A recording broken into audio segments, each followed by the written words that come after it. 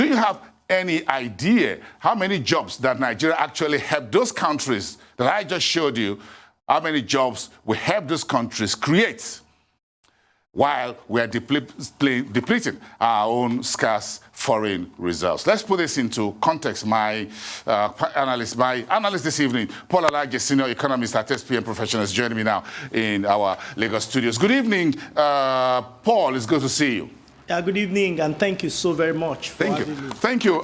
These are sobering numbers, but what did you make of this foreign trade report's revelation about our level of import, especially for manufactured pharmaceutical products? Well, it calls for sober reflection. Of course, we shouldn't be surprised because Economic Complexity Index revealed that out of 157 countries, number one being the best in terms of knowledge contribution, research contribution to global output, which includes innovation, manufacturing, and redefinition of natural resource. Nigeria was ranked 150, and the information is available for everyone to see online and also published by many international organizations. So when I saw the reports, a lot of parts in the reports, I got interested when I looked at how much of business Nigeria did with the rest of with the rest of Africa. I also considered what Nigeria is doing with Asia, which of course is the largest partner. When it comes to imports, the largest proportion came from China, followed by India. But when it comes to export, the largest export goes to India. But that is not what is important in today's discourse. It is that Nigeria exports over 1 million jobs in the last quarter just by demanding for drugs, particularly vaccines and other antibiotics. If you're going to pay 100,000 naira only to a staff, maybe a lab assistant, 50,000, etc., that would have worked in factories all around Nigeria. Nigeria will now be continue to stimulate job market, which is the most important conversation in trade. Of course, in trade, you must have import and export, but the most important conversation is what happens to job. When you import, you take 3 decisions. You are going to consume, say, output or product that you have demanded for. Secondarily, you will then deplete your foreign reserve when you use money. When money is not involved at all, the third one must happen. The country that produces or the city that produces such commodity, we gain job because human being must add value. We gain.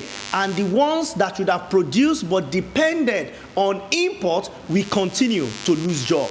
This, for me, is the reason why perhaps unemployment figure in Nigeria in the past 5, 6, 7 years has continued to be on rise consistently. And National Bureau of Statistics seems to have corroborated these in unemployment figures. We see what it will be by the time the next report will be coming. Can you place research and development at the heart of the development of Nigeria's indigenous medicine? I'm sure you remember we have professors of virology, we have various universities and the public universities and others. But again, when you look at these indigenous medicines, which some years ago, at some point were called alternative medicine, they seem to spring up all over the place in the 90s to the early 2000s, but they all seem to have faded out. Now it looks like we are bringing them back on board. Well, in the early 90s and 2000s, it's unfortunate because 10 years after, there is what became ubiquitous within the medical sector was that those medicines could not be completely trusted. And there were releases and articles and so many other things that we should still rely on orthodox medicine, if you like. But today, research reveals that some part of the world, particularly Asia and perhaps Russia, they've discovered that alternative medicine is perhaps the way to go. COVID-19 is teaching the world a brand new lesson of why we must not neglect our own indigenous medicine, rooted perhaps in pharmaceutical or pharmacognosy, whatever name the professionals want to call it. The truth is we must put heavyweight investment in research and development, particularly in health sector, which we champion it. When you look at Human Development Index, Nigeria is rated low. It is not because Nigeria economy is weak, it is because three components that make up Human Development Index. Number one is what is happening to income, which is relatively low, what is happening to education, and what is happening to health. For us to get to the part where our health sector become meaningful, such that most of the monies we spend outside, Nigerians spend outside for treatment, we can keep some of these funds within Nigeria. We must do a lot on research and development. And when you look at figures that are released by different organizations around the world, it shows that Nigerian rate of research and development is very low. Any institution of government, anybody, any organization that is coming together of bodies that support research and development is charting a new course and a new path of development for Nigeria. So, Paul, here comes the central bank with a new intervention fund for local R&D with the initial 5 institutions which were awarded around 250 million local currency about 3 days ago. How significant was that development that we now have? Well, maybe we'll begin to make an inroad into local R&D. First, we must applaud that. We must applaud Central Bank for doing this beautiful work. And we must also mention that we need almost 1,000% of this to happen in the shortest period of time. Central Bank has done well and has demonstrated that. I'm also expecting private sector to support research because we don't know when the next pandemic will come. We saw Ebola about few years ago, less than 10 years ago, there was Ebola. Right now, we are battling with COVID. We don't know what the next thing will be. Rather than having just isolation center, can we have research center as well, where we know that with all manner of professionals we have within the sector, they will come out to defend Nigeria, research, and not just Nigeria, perhaps the rest of Africa. When you look at what vaccines we contribute to countries that have developed whatever name we call the vaccines that Nigeria is receiving right now, either through COVID or whatever, or the remaining organization that is providing opportunities for Africa to get the population to vaccinate the rest of the population because of release of vaccine, I tell you, it's going to have tremendous positive impact in the GDP of those countries. In spite, when you look at what is happening to the world, because China continues to make output, they make face masks, they make vaccines, and so on and so forth, most of which are not in line with the traditional method. But because the people have come to believe in their own, not because they want to start it now in the middle of the war or the health war, but they've started to believe in it. And I want to encourage authority, particularly the health sector, those that are authority in health sector, they should give important attention to alternative medicine rather than just depending on one side or one wing or health. So for me, Central Bank has done well, but we need more. And I also think that a state government should start looking for support in terms of research and development.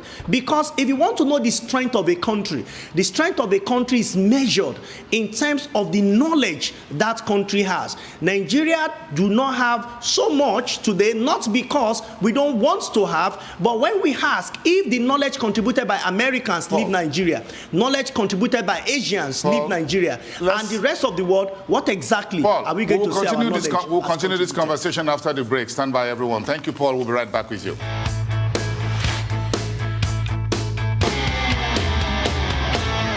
Welcome back to the program. One academic report published in 2012 stated that the poor devotion of Nigeria's government expenditure to R&D can be attributed to the abundance of natural resources in the country.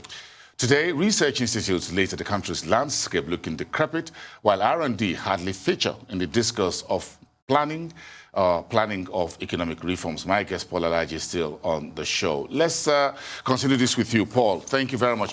Who else? You're talking about state governments just before we went on break. Who else should be part of this ramping up of Nigeria's funding of research and development, in particular towards pharmaceuticals, medicine, and the likes? Well, I think National Assembly must make it law. They must make law to support research and development, particularly in health sector, as it affects pharmaceutical and other subsector within the health sector. There was an Abuja Accord that says 15% of national budget should be devoted to health. And I'm also proposing that 30% of the 15% should go to research and development. the world is gradually moving away from brick and mortar. It's becoming knowledge-driven economy, an economy that spends less than 2%, less than 1% around 2013 of the GDP on research and development.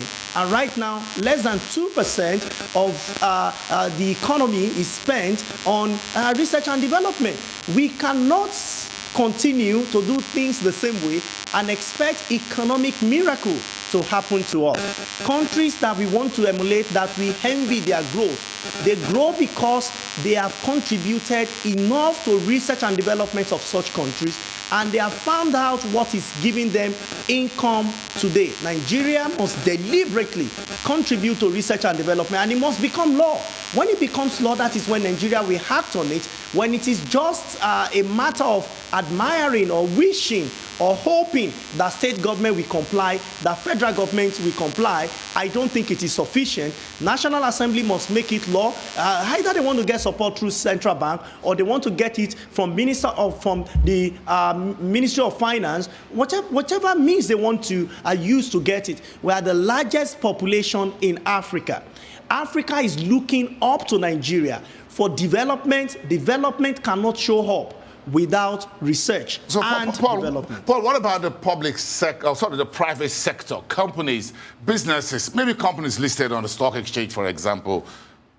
Yeah, so that's what law could do. When you open it up for private sector to decide whether they want to join or not, but when we have a robust law on research and development, certain percentage of profits of these organizations, it could become mandatory for them, say 0.5%, say 0.1%, if you like, of profit of large organization, because we have SMEs and they have a lot of issues to battle with. But when you talk of large organization that has returned profit perhaps in the last 5 years, we know these companies, we may make law that 0.1% or 0.5, not more than 1% of profit of this company should go into research and development. Not because you want to do a corporate social responsibility. Research is a serious business. You cannot depend on research. You cannot depend on corporate social responsibility and you plan your research budget on it. I don't think that would be the right way to go. Countries were determined. They believe that the population of the world may be affected by COVID. That is why many countries gave all that was required for us to have vaccine that we are talking about today. And I think Nigeria should get serious. Private sector, public sector, federal, local, state government, we must all get serious. And the seriousness will come from the work that is going on in National Assembly by making laws to support research and development. Recall, health may take the lead. There are other sectors that I think government should also consider. That's what I'm about to ask you. My next question about what other critical sectors do you think we need to ramp up R&D very quickly beyond pharmaceuticals and medicines? I think all sectors need to, but to be specific, I will talk of education, because research and development itself is in education. We need to put it in education. Unlike when you go to UAC these days and you say you want to register a private university, they tell you how you must have 1 kilometer by 1 kilometer space for you to build university. That is brick and mortar. Meanwhile, universities that are rated faster and better than Nigeria, they take less than 10% of the requirement NUC is telling private university owners to get. It is because of the quality of education, because when you leave those institutions, it is not the building that goes with you, it is the knowledge that goes with you. Years back, Nigerian professors traveled and they showed their colleagues outside the country how to use machines, particularly those in mechanical engineering. 20 years after, they need to show Nigerian professors how to use some machineries. I'm talking of those that were directly involved, particularly in one of the universities in southwest Nigeria, that we say is perhaps one of the most educated parts, and I'm talking of one of the foremost universities in the country. When we don't invest enough, we cannot get the best product or those that can compete. Yes, you are going to have outliers, those who will be good by themselves, who will put extra effort by themselves, but do we make that systemic Are we deliberately building people, human knowledge, to transform and give us the kind of knowledge? When we talk of labor, the first there talks about the knowledge you are contributing to the development. And reports will always come out. I shared the report earlier, Economic Complexity Index, ECI, which looks at how countries or cities are contributing to knowledge that will impact the rest of the world. Unfortunately, out of 157 countries, Nigeria was rated 150. I think it's worrisome. As much as we want to set targets on ease of doing business, we should also set targets on Economic Complexity Index, perhaps to be among the top 100 in the world. That will make our GDP to jump, because many countries will depend on our knowledge. It will also make unemployment to crash, because it will depend on our knowledge. And I hope the authorities that are listening, or those that may watch this video later, will do the needful. I want to talk about our national economic planning as a last point on our conversation tonight, and why we need research and development when we're talking about the economic reform agenda, whether it was Vision 2020 or the ERGP or the Economic Sustainability Program, which you currently have on the table, or perhaps the new economic development program that Mr. President has asked the Finance Minister to work on for 2050. Where is the place of R&D in all of this? Considering those very sobering statistics that we showed earlier about how much we're spending, about 812 million US dollars in just one quarter to import vaccines for human medicines from abroad. For us to have results that will be sustainable, whatever research we may want to do must be centered around, whatever result we may want to achieve must be centered around research and development. It must not be based on our ethnic groups. It must not be based on our regions. It must not also be based on our religion. It must be based on research.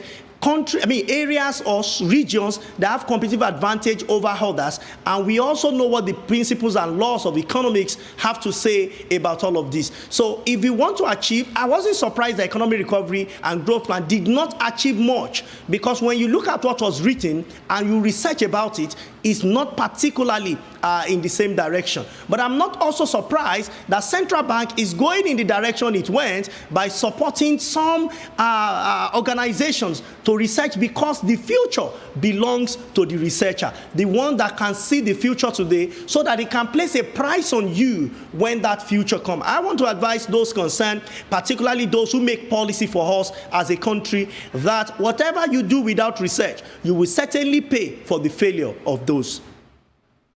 Thank you for your time this evening. Paul Alaje at SPM Professionals. Thank you so much, and we appreciate your being here on the program. Thank you so much for having me.